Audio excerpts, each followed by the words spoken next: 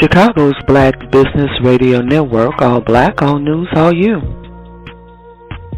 It's better to be prepared for an opportunity and not have one than to have an opportunity and not be prepared. Chicago's Black Business Radio Network, all black, all news, all you. Hey Chicago, you're listening to Chicago's Black Business Radio Network, all black, all news, all you. This broadcast is designed to service the African American communities in Chicago and around the world. I'm Sonia Cassandra Perdue, executive producer of Chicago's Black Business Radio Network and founder of Shopping Black Chicago. And I'm your host for this segment. Anyone who has been listening to our broadcast over the last decade knows that all of our shows have, from the very beginning, been dedicated to keeping the memory of Mayor Harold Washington on the minds and in the hearts of our people. He was born April 15, 1922. He served as the mayor of the city of Chicago from April 29, 1983 to November 25, 1987. How do you remember Harold Washington? We have broadcast over 400 shows, including the Black Wall Street USA segments, and that was with my friend Ron Carter, and our CBBN Business Journals segment, where we interview innovators and authors and business owners from around the world. You know us, yes you do. I published Black America Asking Ourselves the Tough Questions in 2010. The book has close to 100 questions with the space for you to record your thoughts, and is available on Amazon. Within those pages are short passages that I added because they related to a particular question. Well, in one passage, I'm having a conversation with a very well-known person in entertainment who actually broke barriers for women. But in 2010, when I published the book, I could not tell the readers who the person was because I didn't recognize her at that time. Well, fast forward to 2025, and a conversation with a friend led to a Google search, and this woman appears that I had the following conversation with 15 years ago. After I read the following passage, I'm going to tell you how it came about that I finally recognized who she was in the entertainment industry.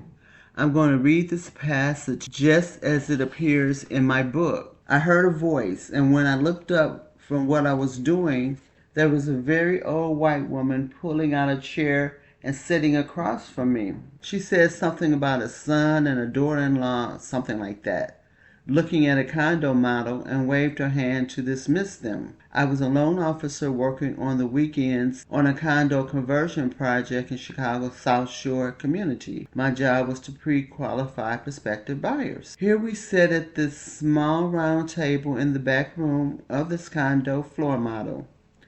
There she was talking to me as though she was determined to do as much of it as possible in the few minutes she had out that day. Her words were coming out in a rush. When I determined that she was not a loan prospect, I was disappointed and I was about to ignore her. But then I started listening to her story and became aware of the fact that there was more to this meeting. I became sad and angry because in those few minutes with her, I was beginning to understand how much can be taken from a person without them even knowing that it was theirs to lose. She told me that she'd been on TV and that she had hosted her own talk show. She said one day she just decided that she wanted to be on TV. She had never done this before but thought that it looked like a lot of fun. She decided that she would try it, so she walked into a TV studio, discussed her idea, and got her very own talk show. She was tickled by the fact that she was able to talk her way into getting a show without having any experience. She said that she was on TV for quite some time and that it had been a pretty big show. Don't ask me who she was because I didn't recognize her, but I do remember her saying that I just decided that that was what I wanted to do and I did it. I don't remember anything else that this woman said to me. Not really. If there was another sound in the room, I didn't hear it. It was like I stepped into a fog. I was sitting there just wondering about how it felt to live a life without doubt clouding your choices, without color-only signs, or without having your mind being turned against your own skin color. living without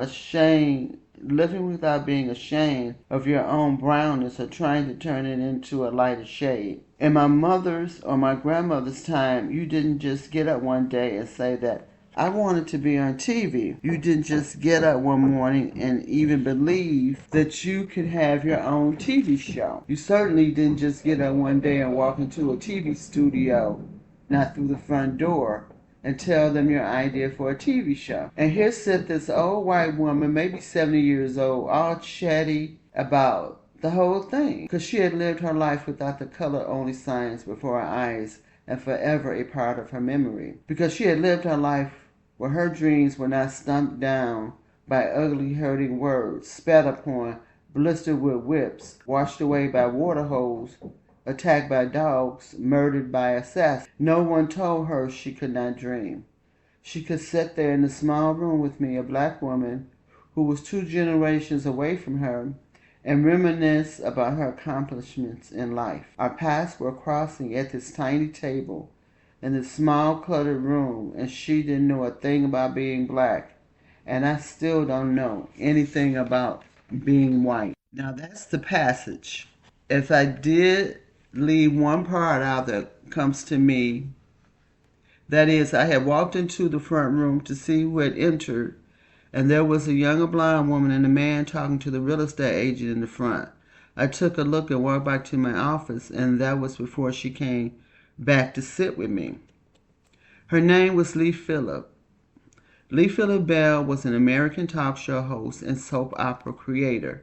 During her career on Chicago TV, she hosted over 10,000 programs, and early in her tenure, worked 5 shows a day, 7 days a week. She went on to co-create 2 of America Television's longest soap operas. Born June 10, 1928 in Chicago, died February 25, 2020, at age 91 in Beverly Hills, California. Her spouse was William J. Bell. They were married from 1954 to 2005. The Lee Phillips Show aired 1952 to 1986, and she and her husband were the producers of The Bold and the Beautiful and the Young and the Restless. Here's how I came to know who she was, and yes, I do remember as a child watching the Lee Phillips Show on TV. A longtime friend who had been watching soap operas since she was a child asked me to do a search for a person that appears in the opening credits of one of the shows that she could not identify. I am not a soap opera fan, so I couldn't help, but I could Google for her. When I started Googling the soap opera and trying to do the search, stories about how she got started popping up, and I recognized her story. 15 years later, here we are again. Here we go again in these times where there is a color line. I will leave you with this question, Black Americans. Will our up-and-coming generations be forced to bear the thoughts and burdens of our grandmothers and mothers, and dare not to dream to be all that they can be? No DEI. That is a color line. The definition of color line. In the context of American history and sociology, a color line refers to the division between racial groups, particularly the separation between white and non-white people, often resulting in unequal access to opportunities and resources. The term gained prominence through W.E.B. Du Bois' work, notably in The Souls of Black People, where he decided it is the central problem of the 20th century.